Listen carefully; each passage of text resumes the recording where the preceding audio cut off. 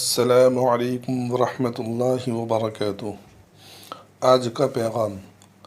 حضرت ابو الدرداء رضی اللہ تعالی عنہ روایت کرتے ہیں کہ نبی کریم صلی اللہ علیہ وسلم نے ارشاد فرمایا، کیا میں تم کو ایسا عمل نہ بتاؤں جو تمہارے اعمال میں سب سے بہتر ہو، تمہارے مالک کے نزدیک سب سے زیادہ پاکیزہ، تمہارے درجوں کو بہت زیادہ بلند کرنے والا، سونے چاندی کو اللہ تعالیٰ کے راستے میں خرچ کرنے سے بھی بہتر، اور جہاد میں تم دشمنوں کو قتل کرو وہ تمہیں قتل کرے اس سے بھی بڑا ہوا۔